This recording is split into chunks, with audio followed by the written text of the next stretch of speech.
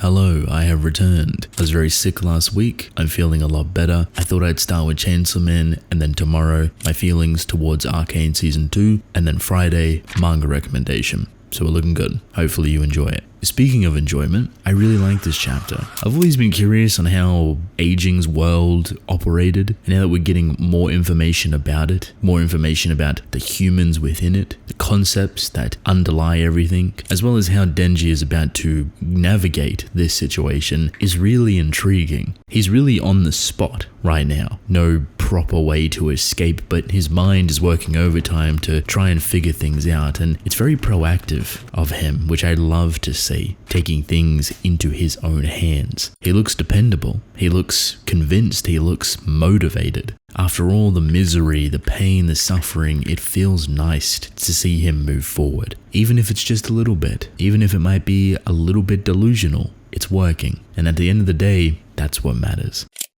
Starting off with Aging's world, I like the explanation here that every tree was originally human, and the reason for that is because this world has no exit. Aging did not give it one, which makes me curious about the person that originally escaped, but we'll get to that. Basically, every tree within Aging's world is a human that has spent 1,000 or 2,000 years contemplating their existence, and through this thought process, through this journey, soul search, if you will, they naturally turned into trees. But would you be surprised to learn that this isn't the ability of Aging's world? This isn't what she is doing. This is just a product of human nature. That if humans live for a long amount of time, they will turn into trees. A so-called innate mechanism to humans. Now this leads down the path of quote-unquote unseen concepts that they could discover, a culmination of the mind and the body transforming into one. Aging wants humans to live towards this possibility, even if it comes at a cost.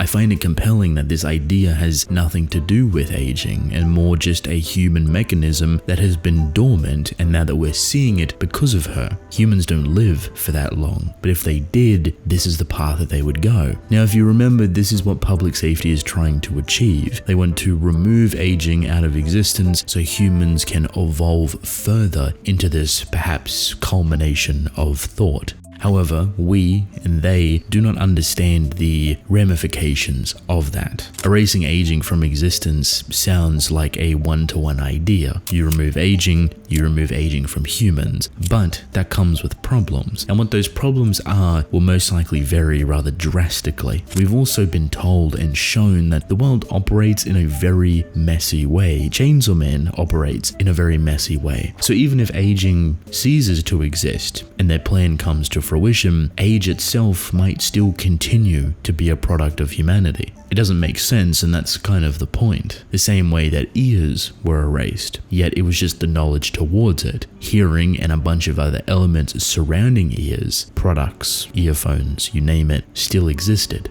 So you have one group of people, public safety, quote-unquote trying to push humanity forward. And then on the other hand, you have Denji running laps around this place. For what reason? He's trying to make himself hungry. Because he's figured out that this world and the Pochita body that's in the human world are separated. Yet he is still connected. His stomach is not here. So while he himself is trapped, Pochita's body is chilling in the human world. And that's the big plan here.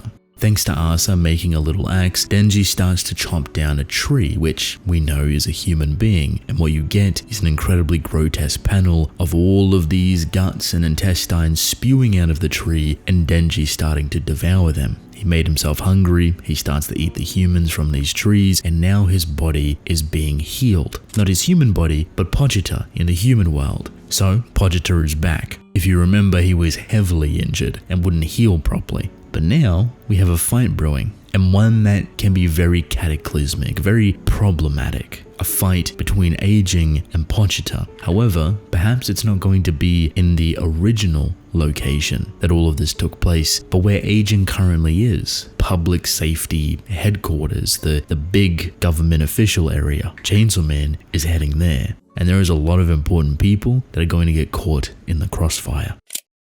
I said before that I really like where Denji is heading. I like the torment and suffering that he went through because it felt necessary for him to turn that corner into a completely new outlook on life. Something that feels motivated and compelled to keep moving forward, feels genuine for once, not something that was dictated or manipulated by a third party. I can't tell you how nice it feels to see him operating within himself, having his own agency for once, making his own choices, mentally and emotionally sound within the choices that he's making. This might seem simple to some, but really it's a lot bigger. Really, it opens up this brand new avenue towards the rest of the story with how we approach Denji's development. How he communicates with people and how he communicates with himself is now starting to bleed kind of nicely onto the same page. They were very far away before, but now they're very close. And that's important. While perhaps it could be starry-eyed currently, where he might be blinded by the progression that he's currently making, there's still good to be had underneath. There's still a want and a need for Denji to go down this path.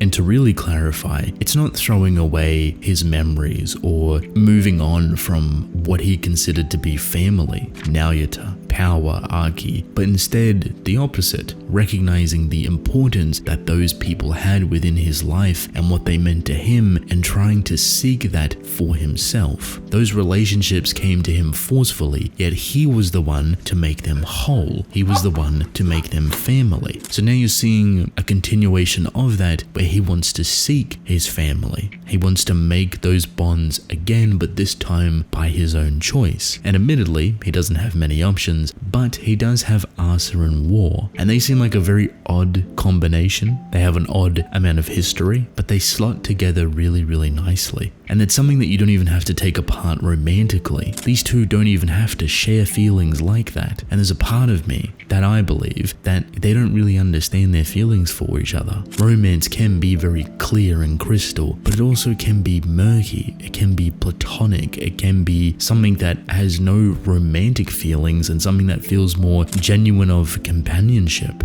Attraction is only one step in a massive field of exposure. Now you can take that very far with how Asa and War have been upholding themselves with the recent developments in regards to Denji and the things that they've done to him, which was very gross and disgusting. How Denji views that is important. How he internalizes it is even more important, but how he continues to understand it himself, how it affects him, I think is the answer here. In a lot of ways to his personality, he could just look past what Asa and War have done. He still has yet to separate them as two different identities, and perhaps that might be the answer as well. He does not know that there's two beings that exist. He does not know that the actions that were forced upon him very grossly were by the hands of War, but he might come to learn it. And because of that, perhaps he may understand the position that Asa was also in. Someone forced to do something that they didn't want to do. But probably the more interesting conversation you want to hear is the one with Chainsawman versus aging.